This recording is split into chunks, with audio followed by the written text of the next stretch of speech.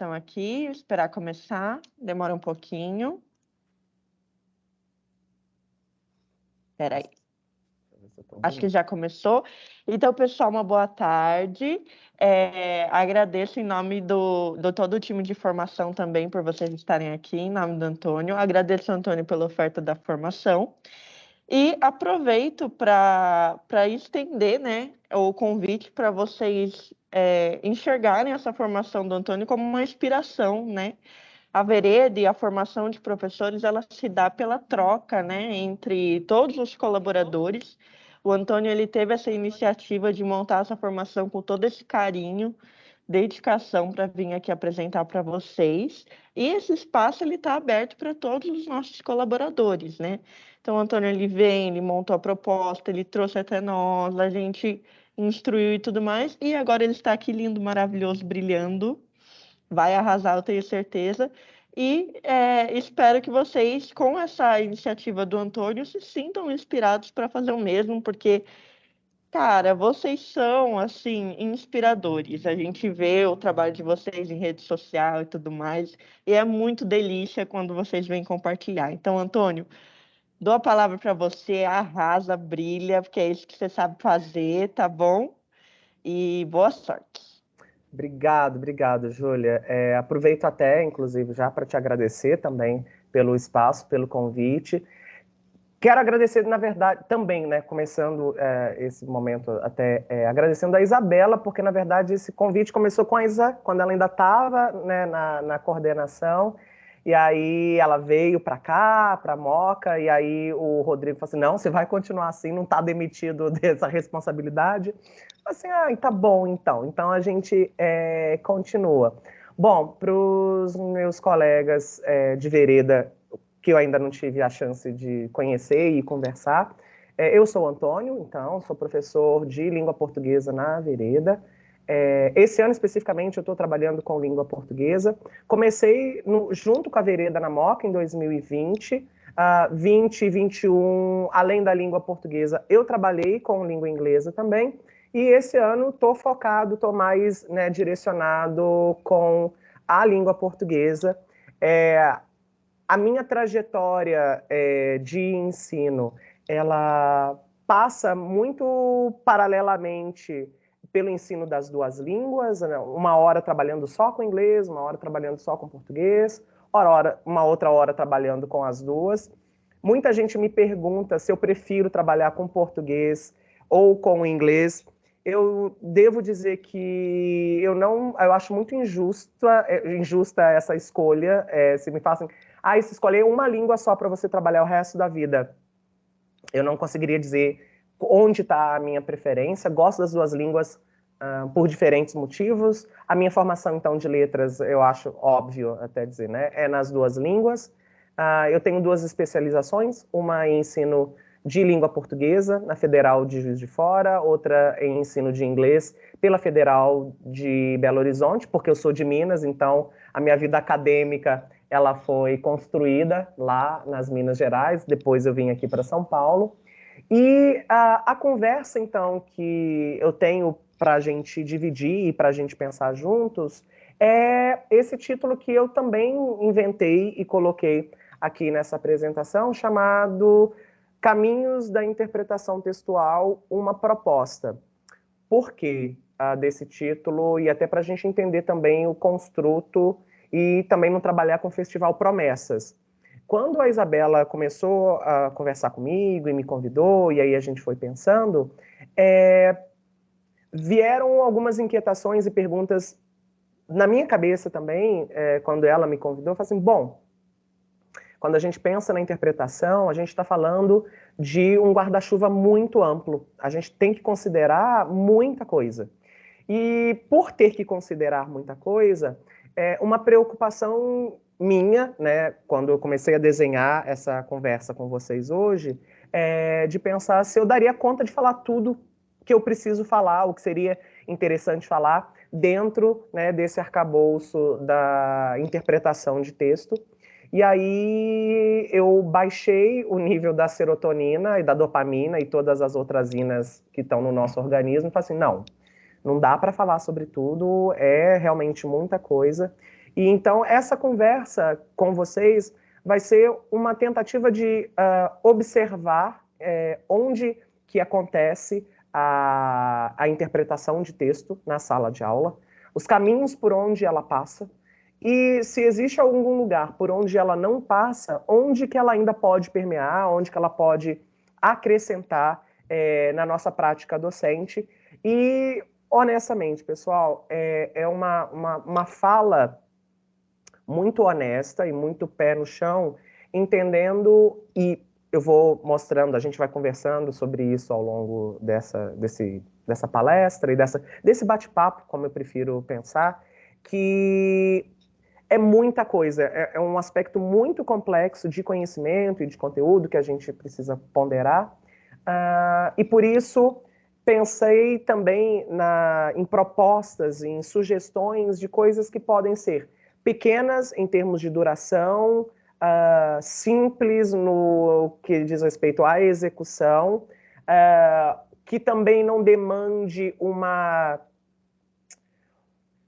prisão à língua portuguesa, porque às vezes quando a gente fala, precisa interpretar texto, então preciso saber português, e aí inclusive isso faz parte da discussão, mas vamos em frente.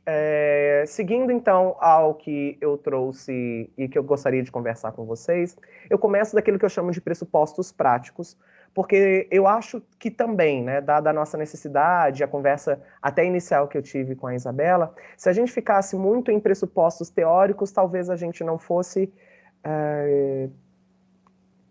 alcançar uma efetividade e uma proposta que seja interessante e chegar num caminho, em algum caminho, ou nesses caminhos que eu sugiro e proponho hoje para vocês. E para isso, eu penso em pressupostos práticos mesmos, para essa nossa conversa. E aí, nessa conversa de hoje, o que eu entendo e o que eu considero para a gente poder falar de interpretação nesse recorte que eu escolhi para fazer com vocês. Primeira coisa é pensar quem é o responsável pela interpretação. Às vezes, a gente vê umas discussões e um pensamento de que, é o professor da cadeira de língua portuguesa que é responsável por ensinar interpretação. Mas também vem uma dúvida. Os professores das outras áreas, eles têm um papel nesse ensino de interpretação? Mas aí, por outro lado, também vem o professor de outra área, que não seja de línguas, ele tem o conhecimento e, portanto, a obrigação de conduzir uma prática de interpretação? Bom, para aquilo que eu vou comentar com vocês, eu digo que não no sentido de que isso fica restrito à prática e à responsabilidade do professor de língua portuguesa. Sim, a gente precisa pensar e estender a interpretação para todas as disciplinas, né? E eu falo de todas as disciplinas, desde o Fundo 1 até o Fundo 2, o ensino médio. E óbvio que lançando mão de questões que são específicas, porque, e eu vou mostrar daqui a pouco para vocês também, que existem aspectos de interpretação que dependem da língua portuguesa, que talvez aí, né, esse peso, essa carga de responsabilidade, para quem é de outras áreas, a gente pode até isentar ou diminuir, mas existe também um revés da interpretação que conta muito com o conhecimento específico de cada uma das disciplinas. E aí, o professor de História, de Geografia, de Química, de Biologia, com o mundo dele, né, e o conhecimento da área dele, ele pode atuar. Então, sim, eu não posso dizer talvez que é obrigação dos professores de outras disciplinas, mas eu acho que a gente pode pensar em participação. Eu acho que os outros professores eles podem sim contribuir nesse processo de interpretação de texto. Uma outra inquietação que eu trago para a gente hoje é impossível ensinar interpretação?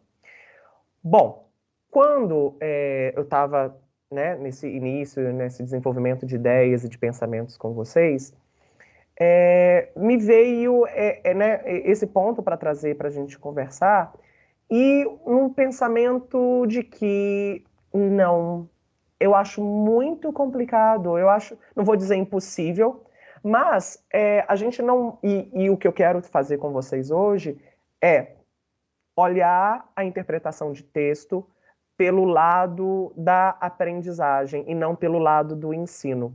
Porque eu acho que tem muito mais um peso e um lugar do aprendiz e do estudante ou da pessoa que está lendo o texto em chegar àquele texto e um professor que está ali, que vai ensinar efetivamente a interpretar.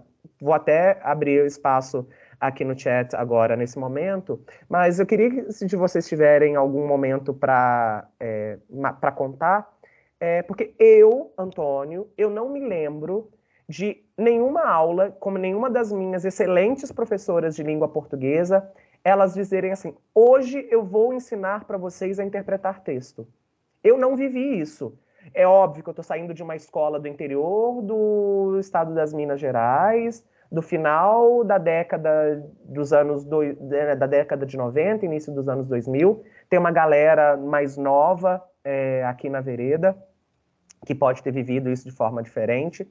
Mas eu reconheço que durante várias aulas, durante todo o meu percurso como estudante, que houve aulas de língua portuguesa em que as professoras, elas utilizavam técnicas e recursos para ajudar na interpretação.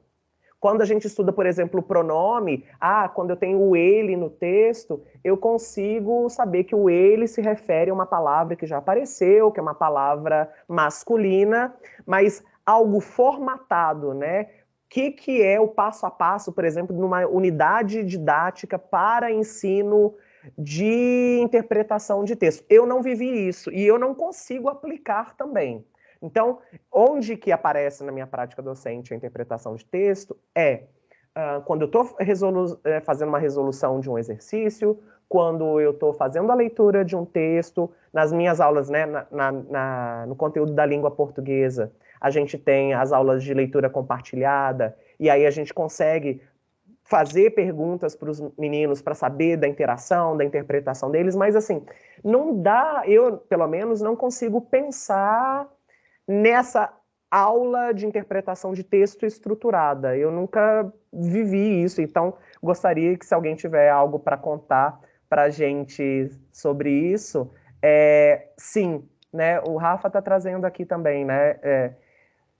Sim, é um acontecimento, né? Existem essas técnicas, esses recursos, a gente talvez vai se lembrar de aulas que a gente falava de coesão, coerência, que ajudam numa compreensão de frase, mas aí dizer que por conta disso a gente garante chegar lá na interpretação de texto, não sei, eu acho que aí é um peso muito grande, exato, né? Que a Júlia também está trazendo sobre a realidade dela, porque é assim.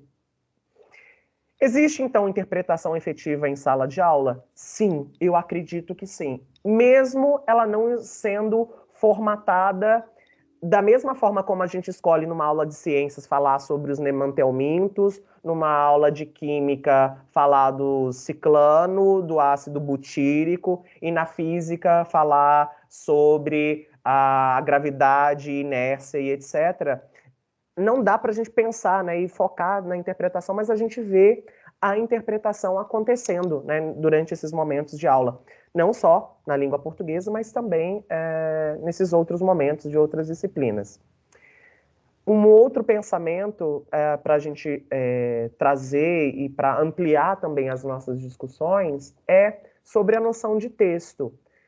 Para os nossos estudantes, de modo geral, quando a gente fala de texto, a gente está falando de palavra escrita.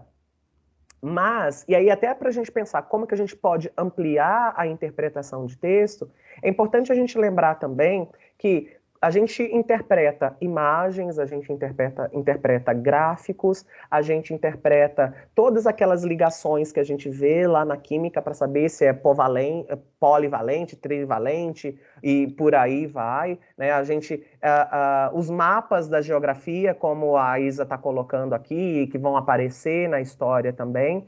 Então, entender que, e por conta disso, dos gráficos, dos mapas e de todos esses recursos, a interpretação não está necessariamente e só presa à língua portuguesa. Ela perpassa também, ela está presente como estratégia de aprendizagem dentro das outras disciplinas também.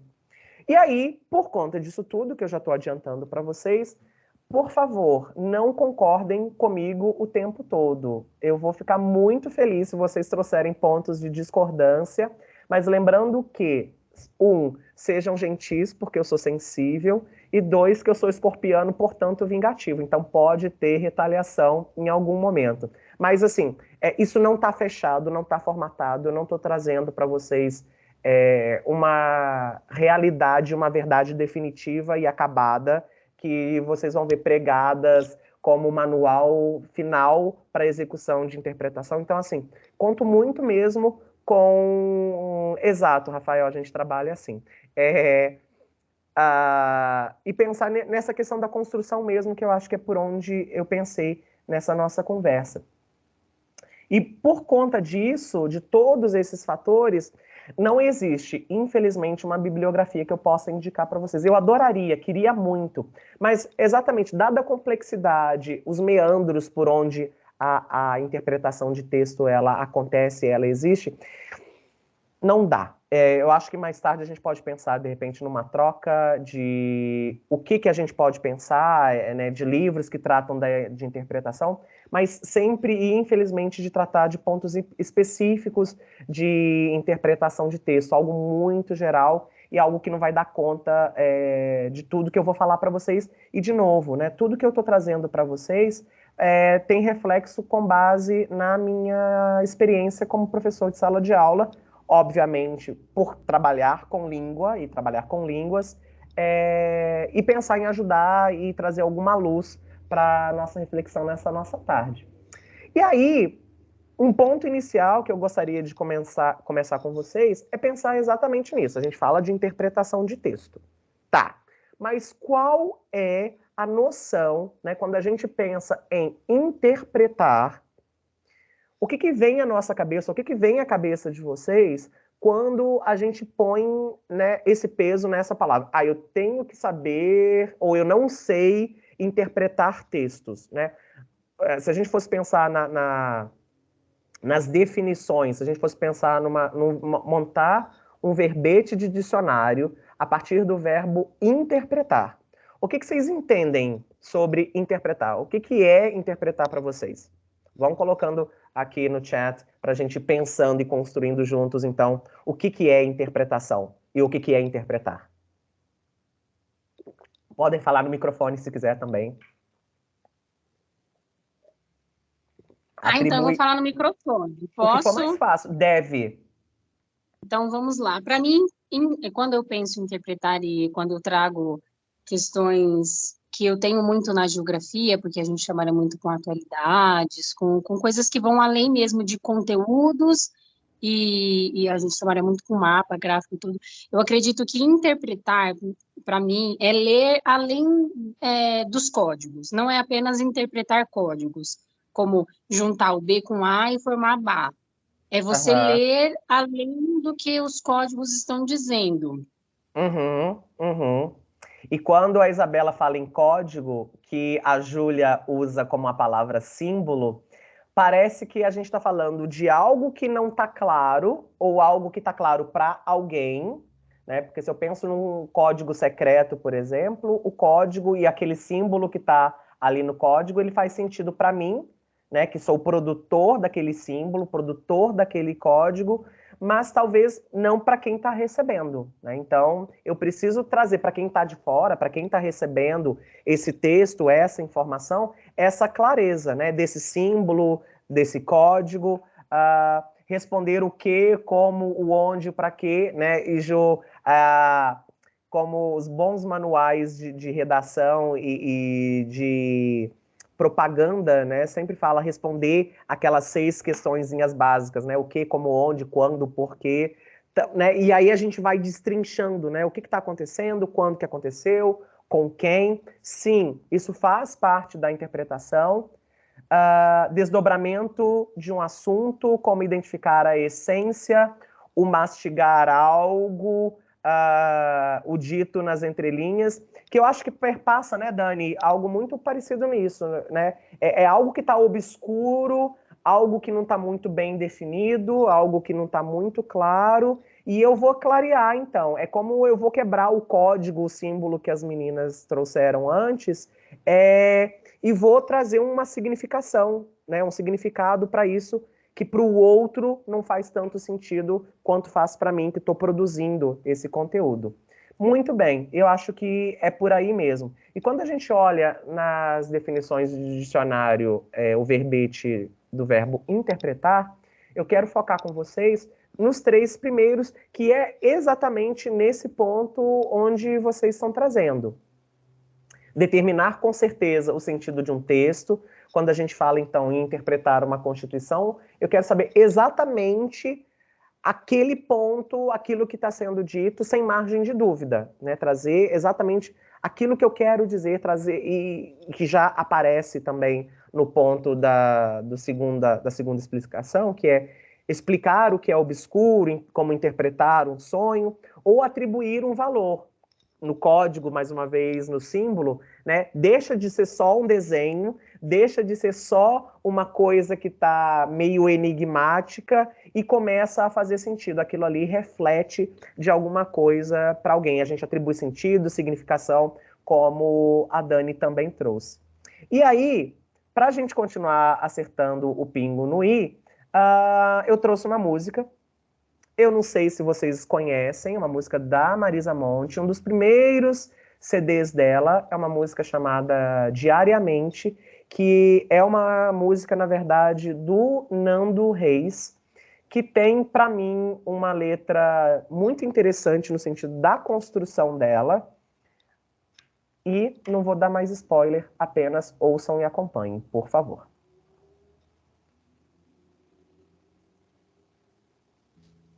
Ignorem as imagens, porque elas vão ser um pouco engraçadas. Para calar a boca, ri-se-no. Para lavar a roupa, homo. Para viagem longa, jato. Para difíceis contas, calculadora. Para o pneu na lona, jacaré. Para a pantalona, nesca.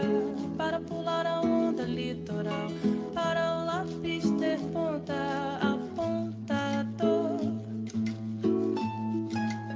Para o Pará e o Amazonas, látex. Para na Pampona, cis. Para trazer à tona, homem rã. Para melhor azeitona, Ibéria. Para o presente da noiva, marzipan. Para o Adidas, o Conga Nacional. Para o outono, a folha, exclusão. Para embaixo da sombra, guarda-sol. Para todas as coisas, dicionário. Para que fiquem prontas, paciência. Para dormir, a fronha, madrigal. Para brincar na gangorra, 2. Para fazer uma touca box, para beber uma coca drops, para ferver uma sopa graus, para a luz lá na roça, 220 volts.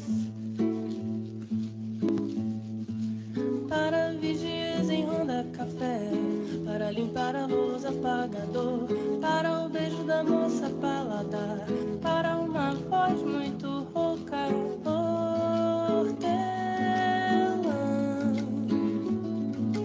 para a cor roxa, ataúde, para a galocha, verlon, para ser moda, melancia, para abrir a rosa, temporada,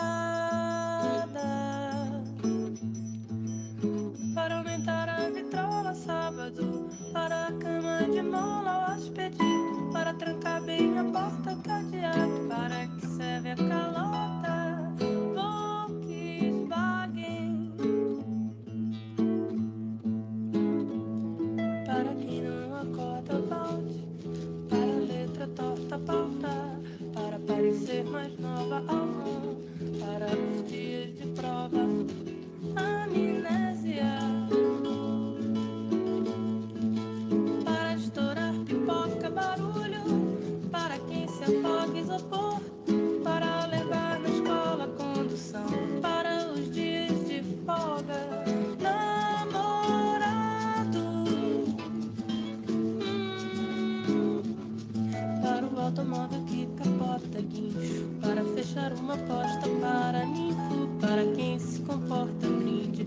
para a mulher que aborta repouso,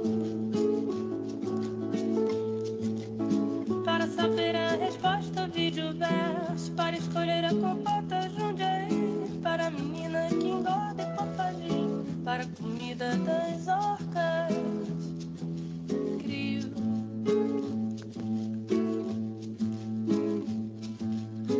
Para o telefone que toca, para a água lá na poça, para a mesa que vai ser posta, para você o que você gosta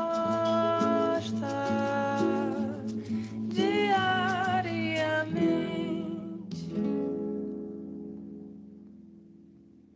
Olha, desculpa, mas essa música eu simplesmente amo, amo, amo essa música. Então, espero, não sei se vocês conheciam, se vocês gostam de Nando Reis e de Marisa Monte, mas enfim. Trouxe essa música para a gente pensar um pouquinho sobre interpretação. Essa música, basicamente, como vocês puderam perceber, ela estabelece uma relação de se eu preciso de uma determinada situação, eu preciso de um alguma coisa, né? Eu tenho uma condição para chegar num resultado. E aí, quando a gente olha para a construção dessas relações, eu preciso disso para chegar a isso, eu elenquei níveis de interpretação. E esses níveis de interpretação que eu vou colocar aqui para a gente discutir um pouco, não tem muito uma noção de hierarquia, que esse é mais fácil e primeiro eu alcanço esse nível de interpretação e depois vou subindo. Não, aqui é só uma ordem de sequência mesmo. Eu poderia inverter, não tem nada de grau de complexidade, de facilidade, ou o que ocorre primeiro.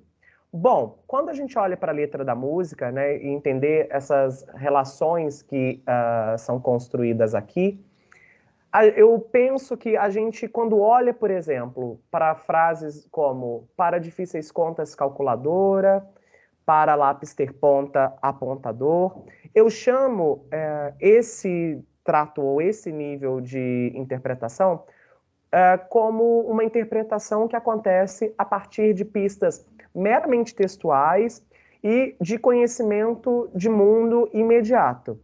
Ora, se eu sei e eu conheço, né, na prática de mundo uma calculadora e um apontador, fica fácil eu entender a relação quando o Nando Reis escreveu a música, quando a Marisa canta para difíceis contas, eu preciso de uma calculadora, para lápis ter ponta, eu preciso de um apontador. Eu acho que aqui, de alguma forma, nesse primeiro nível, eu penso que não existe uma demanda, um esforço muito grande por parte de quem está lendo ou de quem está ouvindo para atribuir esse significado, né? Para quebrar esse código, esse símbolo, né? Esse esmiuçar que a Dani também trouxe. Existe também, para mim, um outro nível de interpretação que eu acho que tem a ver com pistas relacionadas com um conhecimento de mundo específico. Vou começar de trás para frente, porque eu acho que o desafio é mais interessante assim. Bom, que eu sei, que conhecimento de mundo que eu preciso acionar para eu dizer para vigias em ronda, café? O que vocês acham? Né? Qual que é a estratégia, qual que é o pensamento, onde que eu vou para que essa frase, para vigias em ronda, café, seja uma frase que faça tão sentido quanto para difíceis contas, calculadora? Bom, vigias geralmente ficam horas acordados, à noite, enfim, aí precisa de uma cafeína para dar um up. Exatamente. Então, não está na frase, né? Porque assim como eu posso pensar, né? Se a gente fosse pensar na frase, né? A gente poderia que o vigia em ronda, ele pode beber água, ele pode tomar energético, mas por causa dessa volta, né? Do conhecimento que eu tenho sobre o café remetendo energia, como a Fernanda também está trazendo, a Júlia lembrando de manter acordado, já que é uma profissão em que as pessoas trabalham durante a noite, eu consigo chegar aí. Não está tão óbvio, não está tão direto, mas eu consigo chegar lá. E o para estourar pipoca barulho? Pensando o seguinte, olha o que eu quero que vocês pensem. O texto sempre diz assim, eu tenho isso aqui para chegar nisso aqui. Eu tenho isso para chegar nisso. Eu tenho isso para chegar nisso. Quando o Nando Reis fala que para estourar pipoca ele precisa de barulho, que conhecimento de mundo que vocês acionam? Quero ver quem com mais de 15 anos consegue me responder isso. Ah, eu quero responder. Ah, vai lá, deixa eu ver.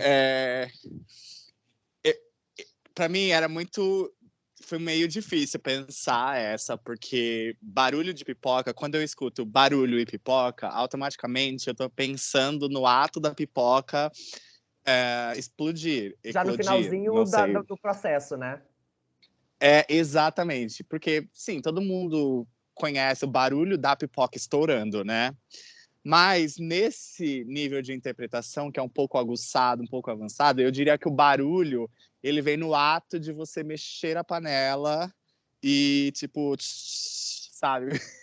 Minha sonoplastia maravilhosa. Você vai, tipo, é isso. Eu não sei vocês, mas na minha casa, lá em Minas, a gente colocava o milho na panela, tampava, a gente colocava um pano de prato para segurar a tampa para ela não voar na panela, e a gente começava a sacudir, a gente precisava fazer barulho, que só depois que você faz o barulho, que você começa a mexer no milho da pipoca, é que ele vai estourar.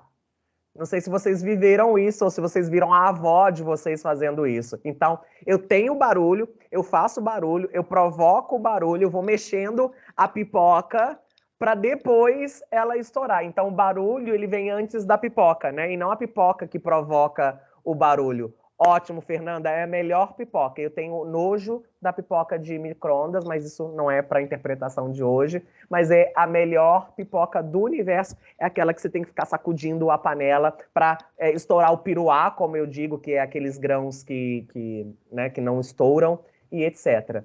Então, esse aqui é esse segundo estágio, ou esse segundo nível de interpretação. E aí, tem um outro nível de interpretação que eu trago para vocês, que é esse daqui, que é um nível que eu acho que precisa de pistas relacionadas à disciplina.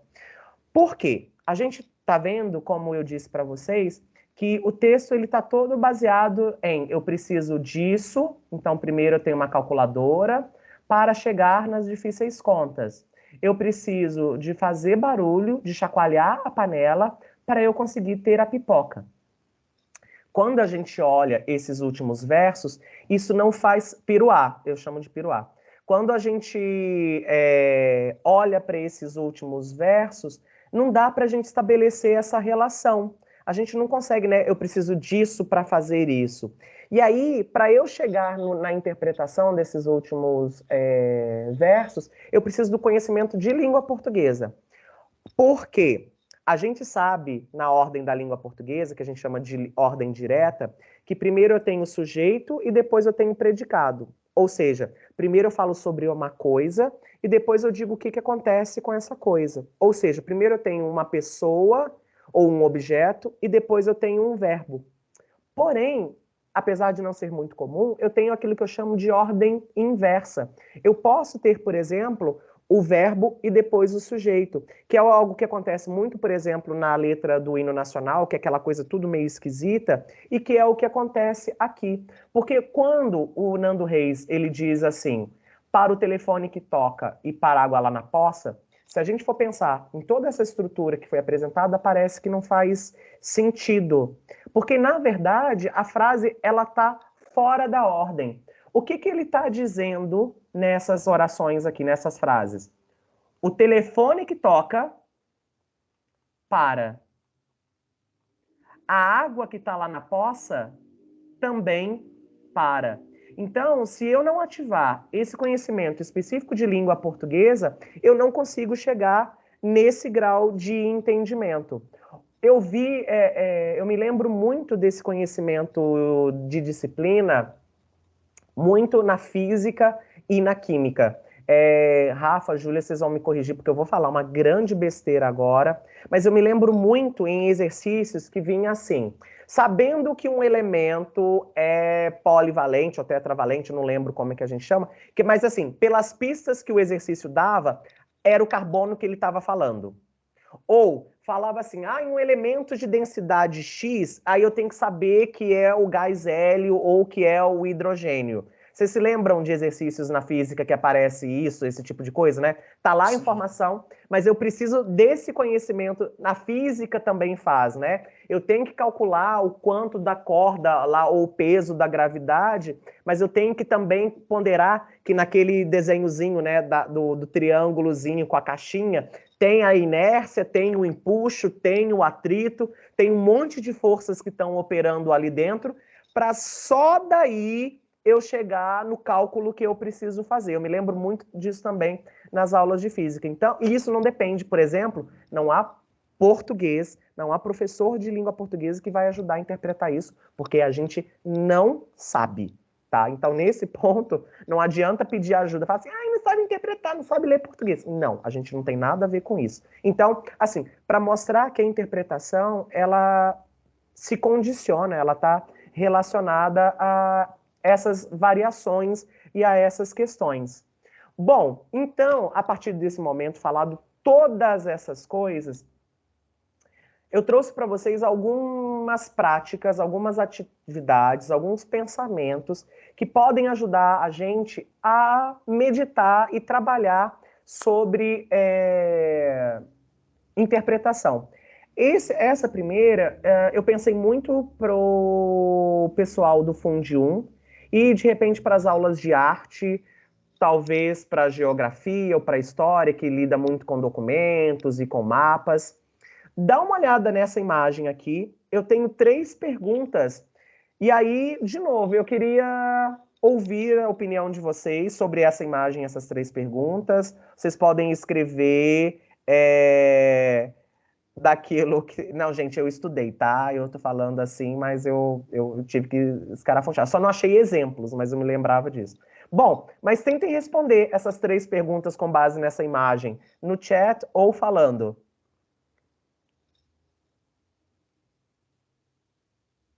O que está acontecendo nessa imagem? O que você vê nessa imagem que te diz, né? E a pergunta A e B, elas são muito relacionadas, né? Por que você acha que está acontecendo? O que tem nessa imagem que te levou a dizer na letra A que você acha que isso que está acontecendo? E a letra C, que é uma pergunta mais livre no sentido, não de... por favor, Dani e Rodrigo, é uma questão mais livre, né? O que vocês acham de detalhes que vocês veem na imagem? O que vocês acham de curioso nessa imagem? Olha, de curioso tudo. Tô aqui, não sei se sei. Mas vamos lá, o que está acontecendo aqui nessa imagem? Eu tô achando que é tipo uma aula de alguma dinâmica física, assim, uma aula de dança, ou de yoga, ou de meditação. Tá, e por que você acha que é uma aula de alguma atividade? O que tem nessa imagem, Júlia, que te levou a dizer que tem uma aula acontecendo e não que houve um assassinato coletivo dos velhinhos? Porque eu tô vendo os colchonetes, assim, e Sim. me remete à atividade física, e ao mesmo tempo eu vejo que são pessoas da terceira idade, então eu imagino que seja uma atividade mais slow motion, assim, mais de levinha. Uhum. E Ok. é isso. Denise, por que você acha que elas estão mais... A Júlia, ela trouxe para a atividade. A Denise está dizendo, tá trazendo para a parte do descanso. O que nessa imagem, Denise, para você, já que você colocou aqui, traz pistas para te falar assim, olha, eu acho que tem mais a ver com descanso do que com atividade física?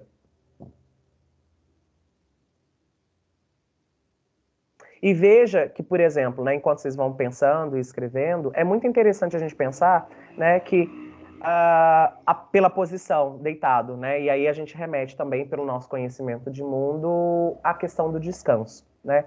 E veja que é interessante que, independente se eles estiverem fazendo educação física, né, alguma atividade, ou se eles estiverem, por exemplo, descansando, existe uma interpretação que é ou que não deve ser possível, que é, por exemplo, dizer que eles estão mortos, né? Eles não estão numa posição, num lugar que dá a gente fazer esse tipo de interpretação, né? Então, olha lá, a Denise, ela trouxe a experiência dela para falar sobre isso.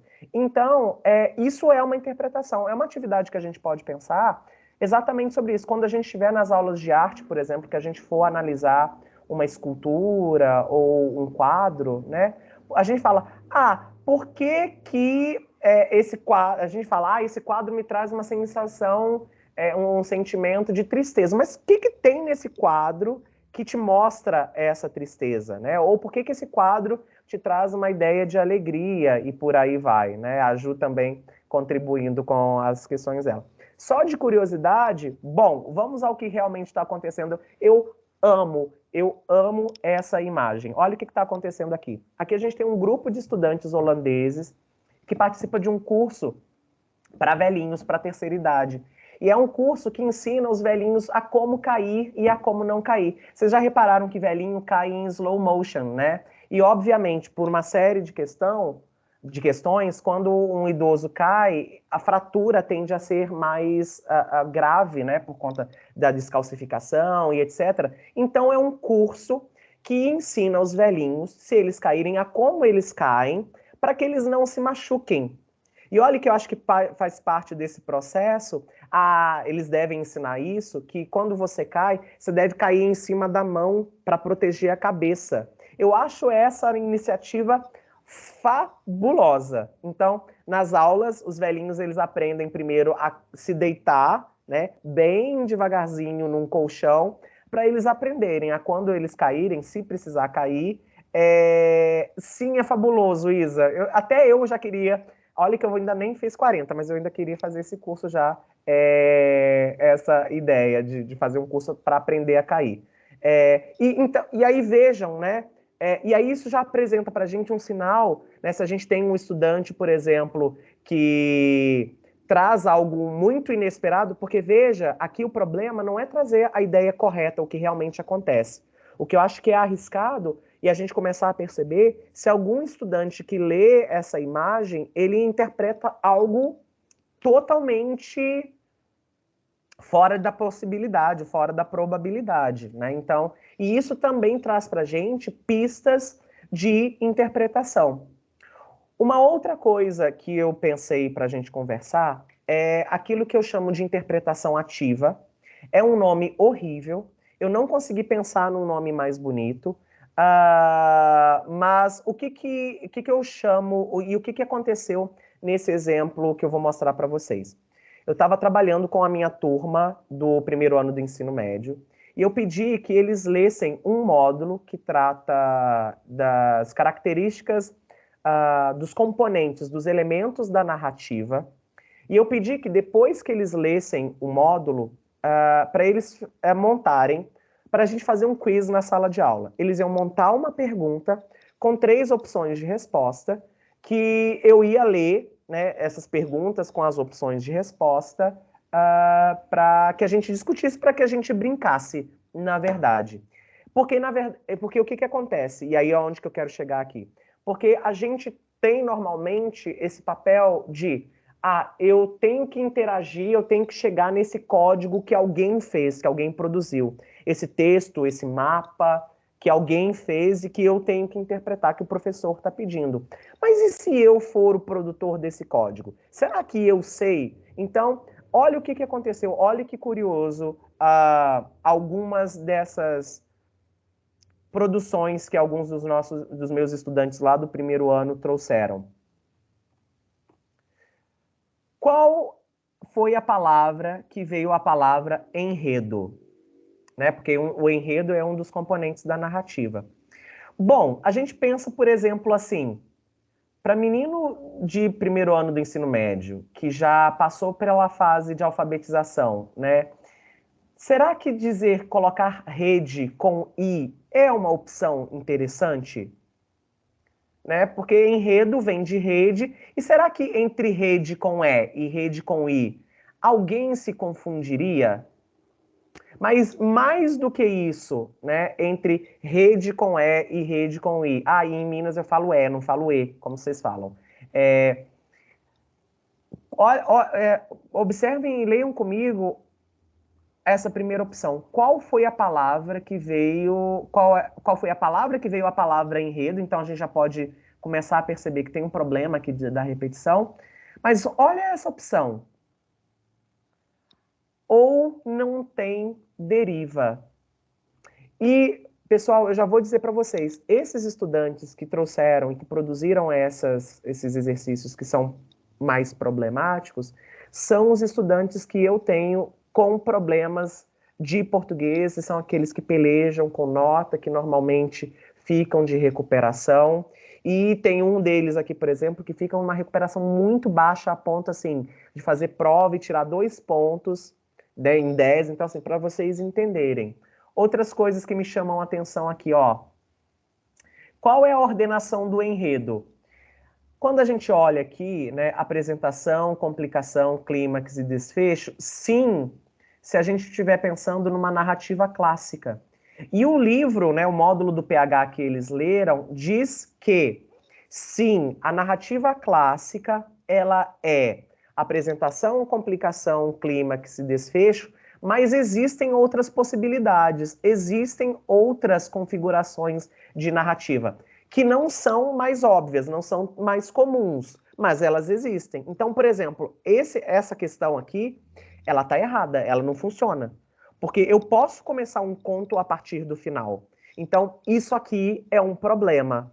Ou, se a gente olha, por exemplo, a palavra enredo deriva da palavra rede, portanto, o enredo constitui uma conexão de personagens. Ora, se é rede e se é um enredo, ela poderia ser conexão de qualquer coisa. Alguém que formulou a teoria literária resolveu chamar enredo a questão específica da trama da história. Mas se a gente olhar especificamente para a palavra rede e enredo, podia ser a amarração de qualquer elemento. Então, aqui também a gente tem um problema. Ou uma pergunta complicada, né? E olha a resposta que esse estudante marcou como a resposta correta. A pergunta é: para que serve o foco narrativo? A resposta que seria correta para esse estudante é: o narrador está dentro da história para expressar como se estivesse dentro. Então vejam que muito mais do que ler, né, e atribuir um sentido, não tem a dificuldade de construção de um sentido também. E isso é uma boa atividade para a gente conseguir perceber onde que esses estudantes estão na construção do sentido, né? Onde que eles vão. Então, sim, se eles têm dificuldade em produzir esse sentido, de construir esse código, muito provavelmente eles vão ter problema também para chegar na decodificação, no quebrar desse código. Então, também é uma atividade que eu acho que pode ser interessante. Tem mais um caso aqui do personagem. Qual personagem se destaca? Sim, eu entendo, e eu acho que todo mundo entende, que o protagonista, ele se destaca numa narrativa. Mas o antagonista também, por motivos diferentes. Mas se a gente for pensar em destaque, antagonista e protagonista numa narrativa, eles estão iguais. Então, vejam que ao ler um conteúdo e na hora de produzir algo para ser interpretado, eles também demonstram dificuldade. E isso também é um ponto que a gente pode pensar como construção. Outras atividades de interpretação também que eu penso que podem acontecer. Para os meus amigos de filosofia, de sociologia, todo mundo em algum momento da vida já se deparou com alguma página na internet e a pergunta: por que a galinha atravessou a rua? E aí a gente pode pensar por que é que a internet vai trazer, né? Por que para o Platão, por que o Platão ele responderia que a galinha atravessou a rua porque ela buscava alcançar o bem? Ou por que o Aristóteles diria porque é da natureza dos frangos cruzar a estrada? Ou se a gente está na história falando do século XVIII, de toda aquela movimentação que ocorre ali no finalzinho, né, quase na virada do século XIX, de toda a revolução que existe ali, né? Por que o Einstein diz que o frango cruzou a estrada ou a estrada se moveu sobre o frango? Depende do ponto de vista. Tudo é relativo. Einstein, teoria da relatividade.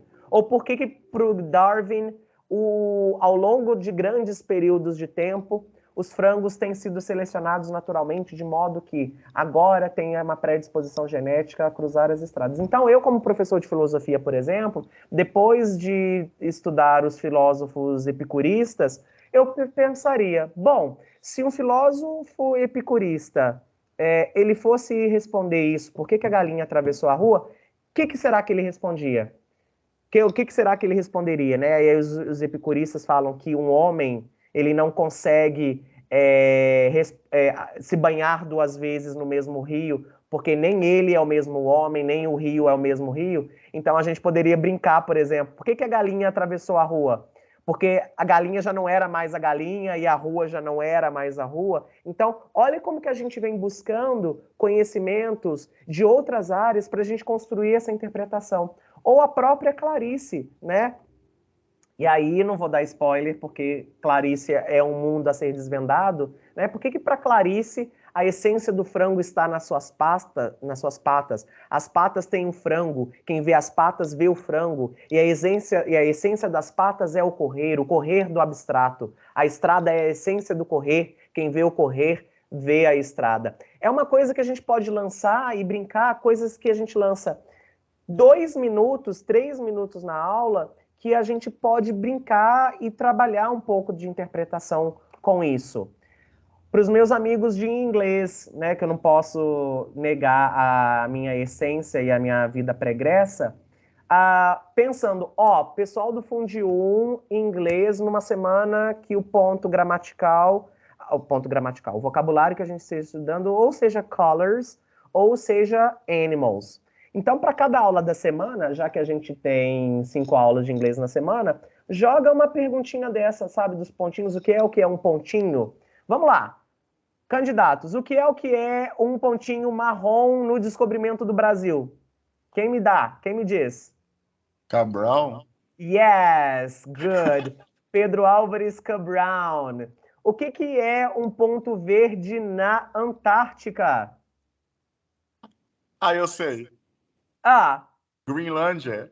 Não. Não, mas era boa a minha. Sim. Não é Antártida. Eu errei a geografia, Isa, perdão. Sim. A gente tá falando de animals, a gente tá falando na Antártica. Quem que tá lá embaixo? Pinguim. Pinguim, né? Um ponto preto no microscópio. É uma Black Terrier. Perfect, Júlia. Nice. O que é um pontinho azul no céu? Urublu? Perfect. Yes, Urublu. O que é um pontinho laranja na selva? Essa aqui é difícil. Júlia, vamos lá, a gente consegue. Orange Tango. Ridículo. Ok. Orange Tango. Então, olha, vou pegar só esse caso aqui, do pinguim. Olha o tanto de conhecimento de mundo que eu tenho que ativar para pensar que eu estou falando, né, da Antártica, então está no sul, está no norte. Qual o animal que aparece, né, na fauna desse lugar? O que é o meu conhecimento de mundo? O conhecimento de som de palavra, né? Pensar o pinguim para o pingreen, e se eu faço associação de sons, né, onde que eu consigo chegar? Então, a gente está chegando a lugares que a gente não imaginava. Pessoal, eu tenho mais 2 minutinhos, prometo que eu estou acabando, tá? Não se afobe não, porque nada é para já, como já diria a canção. O que a mulher do Einstein falou para ele quando ela viu ele pelado perto dela da primeira vez? Óbvio que isso aqui não é para nosso caso de estudo, mas assim, só para lançar uma pista para que como é que a gente pode explorar, né? Por que a mulher falou, nossa, que físico, né? Pensar como que a gente pode chegar nessa interpretação. O Einstein, a profissão dele, o que ele fazia, ou se a gente joga essa imagem, óbvio que a gente tira a parte do nu, né, que não cabe para a sala de aula, mas olha como que a gente vai caminhando e mostrando como é que a gente pode chegar na interpretação. Uma coisa que eu pensei essa semana, já chegando, imagina eu tô lá na aula de história, já que a gente está falando tanto do conflito de Rússia e Ucrânia, e aí a gente está lá num exercício perdido qualquer, que tem um mapa na sala, ou talvez, né, um exercício, e eu pergunto, por que a Rússia nunca entra em conflito com o país que faz fronteira com ela ao norte? Aí os meninos vão rir da sua cara, eles vão dizer, mas não existe país ao norte da Rússia. Mas para ele chegar nesse raciocínio, olha, ele tem que olhar para o mapa, enxergar a Rússia, ele tem que ter aquela noção lá do 6º ano que ele aprendeu a Rosa dos Ventos, localizar o norte, saber que o norte está aqui, saber que a Rússia é um país que lá ao norte não tem país que faça fronteira, então tem só mar. E aí, para ele falar que não, porque não existe país, então ele tem que acionar várias outras conhecimentos para chegar lá. E aí, né, tô vendo aqui o pessoal falando da piada ruim, de rir ou não, e os meninos vão achar que são piadas ruins, mas eu acho que muito mais o desafio de ser engraçado ou não, o que é interessante também, mas é chegar... Quem é o mais esperto, quem é que consegue me dar a resposta primeiro? Então, acho que de repente a gente consegue mudar um pouco a proposta, né, do desafio. Uma experiência pessoal particular do Antônio, professor de língua portuguesa. Em 2 momentos, no 7º ano e no 1º ano do ensino médio, eu vou fazer essa pergunta para os meninos. O que é que cai em pé e corre deitado? Aí os meninos vão dar chuva, não sei o quê. Acabou, parou aí. E aí eu vou começar uma série de aulas para falar de advérbio.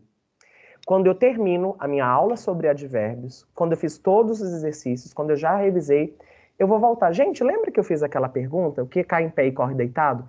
Por que quando eu fiz a pergunta para vocês, eu perguntei o que é que cai em pé e corre deitado e não corre deitada, já que eu estou falando da chuva? Né? E aí precisa voltar no português, o advérbio, palavra invariável. Então isso é uma pista, é uma coisa que a gente consegue resolver com poucos minutos de sala de aula. E aí, para coroar, juro que mais 2 minutos eu termino. Como é que nós, como professores, a gente pode pensar numa eficácia de interpretação de texto? Eu trouxe 2 casos que eu acho que aparecem muito na língua portuguesa e que eu acho que pode aparecer também em outras disciplinas. O primeiro caso é o caso da tirinha. O que é muito importante a gente entender numa leitura e numa interpretação de tirinha e que os nossos estudantes têm muita dificuldade, muito adulto também tem. Que toda tirinha, ela tem um humor ou uma quebra de expectativa. E quando a gente fala de humor, a gente acha que vai ser algo que seja risível. Não precisa ser humor para rir, mas é humor exatamente nessa quebra de expectativa. E que ela vai acontecer no último quadrinho. Vamos ver como que isso acontece rapidinho. Ó, o H sofreu um acidente muito sério. E ele engessou os 2 pés, as 2 pernas, os 2 braços. Ele foi para o hospital. O médico, depois que engessa, ele fala, já engessei seus braços e pernas, agora uma notícia ruim. Qual, doutor? Imaginem vocês, nesse contexto, nesse frame, se acabou, e o médico vem e fala, agora uma notícia ruim. Que notícia ruim que vocês esperam? O que vocês acham que o médico vai dizer?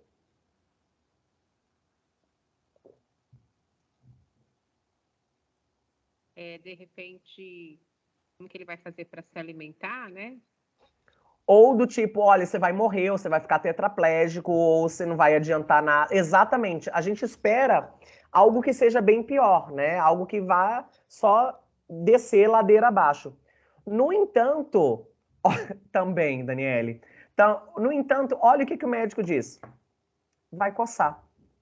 Óbvio, né? Para quem está engessado, talvez seja pior do que a própria morte. Mas, olha, a gente estava encaminhando o pensamento para algo muito sério, algo que fosse realmente pior do que quebrar os 2 pés e as 2 pernas, e o médico vem com algo tranquilo, algo calmo. Então, ele quebra essa expectativa. Então, de repente, em todas as atividades, ou em alguma atividade que vocês tiverem, que vocês encontrarem uma tirinha, trabalhem isso com os meninos. Não é sempre, não é toda tirinha, mas uma tirinha ou outra que vocês conseguirem trabalhar isso, já vai valer bastante. Os meus estudantes, por exemplo, eles sabem que toda tirinha tem uma quebra de expectativa e que ela vai acontecer no último quadrinho. Qual que é o próximo estágio onde eu quero chegar com eles? Eles identificarem onde que está esse humor, onde que está essa quebra de expectativa. Mas é um processo. Interpretação é um processo que demora, que precisa de tempo. E um último caso, que também eu acho que a gente pode pensar num aspecto multidisciplinar, é o trabalho com charge, que também vai aparecer em muitas disciplinas. Qual que é o problema da charge que os nossos estudantes veem e que adultos também têm? Eu vejo muito, para quem estava na vereda trabalhando com língua o ano passado, viu que a gente fez um trabalho extenso nas nossas avaliações com charge, e para os nossos estudantes, a charge ela só conta uma história, ou ela é só um retrato. Tem uma família vendo televisão, cada um está vendo um aparelho eletrônico diferente. Mas não, além de contar uma história, a charge ela também faz uma crítica. Então, é começar a ativar e aguçar os meninos para perceber, olha, tem uma crítica. Qual é a crítica? E eu só consigo chegar nessa crítica se eu leio o que está escrito, o texto verbal, mas se eu também analiso a linguagem não verbal, eu preciso olhar a imagem. E aí eu olho o título, Tempos Modernos. Então, são caminhos para a gente chegar, como eu tinha proposto desde o início, para a interpretação. Meu povo, é só isso, não tem mais jeito. Acabou. Boa sorte. Então, assim, a minha proposta inicial era isso, bem modesta, pensar como que a gente pode pensar em caminhos para ativar e aguçar a interpretação. Para quem é da Moca, eu tô lá na Moca, então vocês me encontram todos os dias. Para quem não é da Moca, me encontra no Teams. Se precisar de ajuda, pessoal, para toda e qualquer coisa, para ajudar com a interpretação, conte comigo. Espero que eu possa ter ajudado de alguma forma com a prática de vocês. E a interpretação, ela tá aí no mundo, né? Não só nas imagens, não só na escola. E é isso. Obrigadíssimo pelo espaço, pelo momento. Pessoal, bom fim de semana, bom feriado. Eu acho que a gente precisa disso, né? É de descanso. Beijo, brigadíssimo. Antônio, você arrasou, parabéns. Espero que tenha inspirado aí o restante do time, que a gente veja mais colaboradores por aqui. E você também está convidadíssimo para fazer de novo. Acho que todo mundo se apaixonou. E bom feriado e bom descanso para todo mundo. Tchau, tchau, gente. Tchau, brigadíssimo. Valeu.